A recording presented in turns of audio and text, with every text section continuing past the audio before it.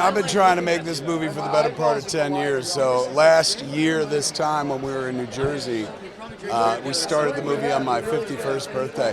It was like fantasy camp. We got to go back to where it all began, to literally be in the same place where we were doing the same things 29 years prior, literally saying some of the same stuff.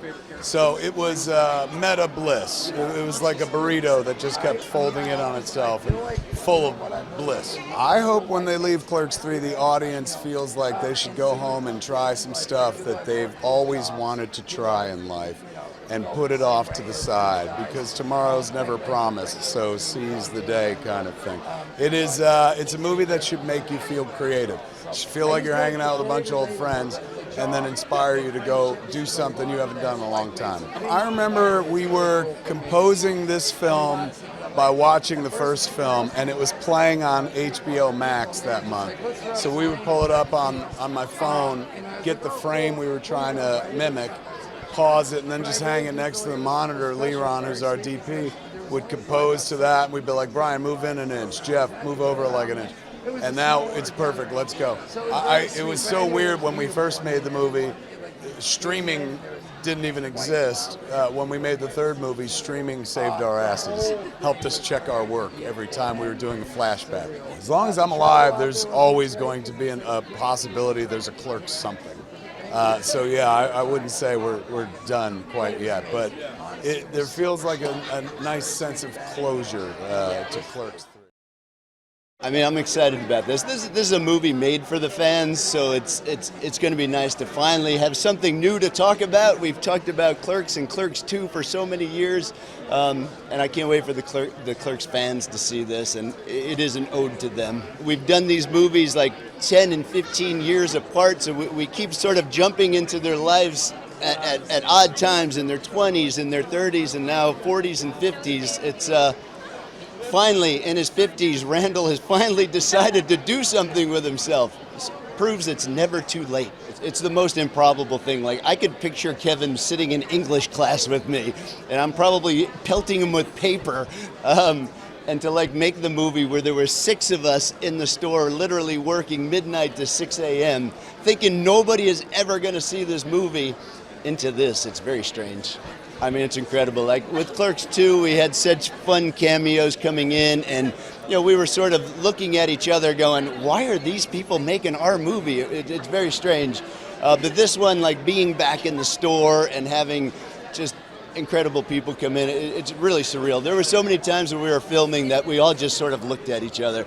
Kevin, Brian, Jay, and I, we all sort of went, what on earth is happening here? As we're doing tonight. Really the fun happens off camera, and just when, quiet times when Kevin, Brian, Jay, and I are just kind of hanging out. And a lot of it is just like being back in the store, just sort of shaking our heads going, oh my God, we're back in the store like 30 years later. It seems crazy.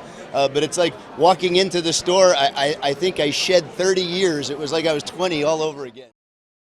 What's always great about working with Kevin, it's like coming to like a summer camp or, a family reunion where you're going to the house who makes the really good barbecue, Jersey style, so to speak. So it's really great getting back together with Jeff Anderson and Jay Mewes and Kevin, of course, and then bringing back some of the really great people of like Marilyn Ghigliotti and Scott Schiaffo, a lot of the original people from the very first one. I mean, 28 years ago, for God's sakes. And we're very blessed to get them all back. If you were with us from the very beginning, from 28 years ago, and you followed us this journey where the first film was like, these guys are in their 20s, they have their whole future ahead of them, they don't know what to do. The second movie was they're in their 30s, mid-30s, and going like, oh my God, my youth is going by, what am I going to do? And then this one is life is going along, and then something kind of hits you that life just hits you all at one time, and how are you going to make the changes and how are you going to adjust. We're in the actual Quick Stop yet again that's still around 28 years. The only thing that changed in that store was adult magazine racks changed from adult magazine racks to, weed pipes and vape pens and stuff. So you could see the evolution of us as a society, and technology has changed in the fact that the store has just barely even made one adjustment. It's funny because it's like I've always wanted to work with them again, and so 28 years later I get to kind of do that. So I'm really excited for tonight, and I'm trying not to be so verklempt. Just revisiting and seeing has transpired from then until now, because in the first film, she had it all together. At least it looked that way. And she was trying to get Dante to do better for himself as well. So it'll be a nice transition to see what's happening with her. I mean, Kevin's just one of the coolest guys and like the most genuine, like just a real good human being. And it's just a thrill when you get to work with someone like that who's also built these worlds where, so many people and so many fans care about, the worlds that he has created, and he keeps it going. And for me, it's just a thrill to get to work with him. So I'm originally from New Jersey, so I think it really, Clerks and Kevin means so much to so many New Jerseyans, and so it was just a thrill for me, and especially just to go to the Jersey Shore for a little while and to dance as a cow. It was a real thrill, and one of the best parts is we were doing a night shoot, and then they brought us a ton of really good pizza, and there's nothing like East Coast pizza, so it was a great time. Aside from an honor and a privilege, it was a little bit of a homecoming. I'd worked with Kevin back on Chasing Amy, and I'd done a short film with him, and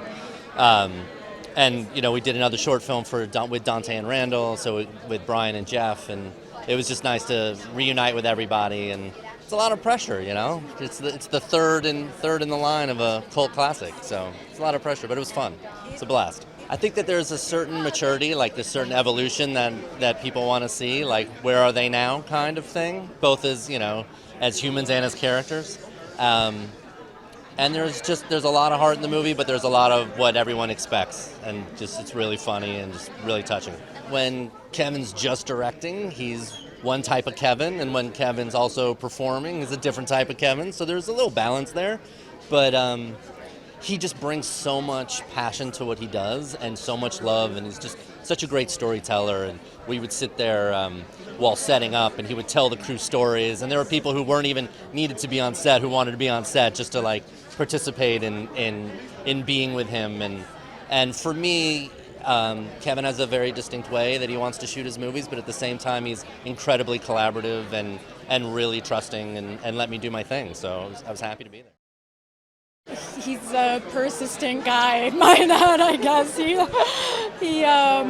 He just has so much love for this world and these characters that I think it's just, you can tell how like the love that he does have for these films, and I think that speaks to people. I think when you can tell that a filmmaker is so passionate about what they're doing, it just makes it even more energetic. And when we're working together, I just feel like we're working together as friends. Like, we just hang out all the time, and now we write together. Like, we've done a vegan podcast together called Vegan Abattoir, and so we just like to create with each other, and we're a good creative match. So I don't know, I'm just also proud to see him succeed as a friend, as a daughter, as a coworker.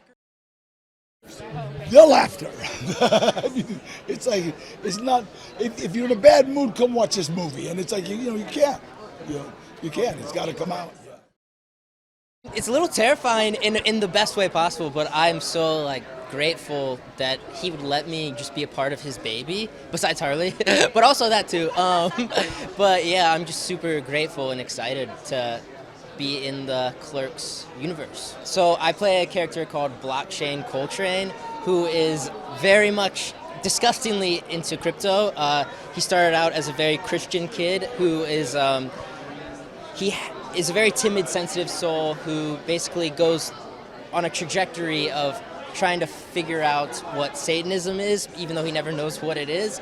He's Elias's best friend and pretty much doesn't know how to put his thoughts together besides just figuring out what Elias is doing.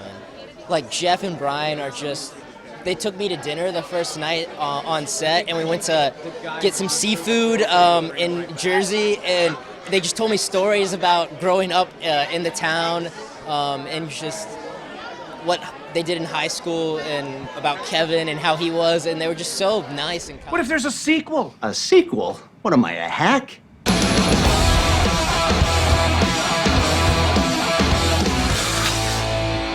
I think it needs more weed.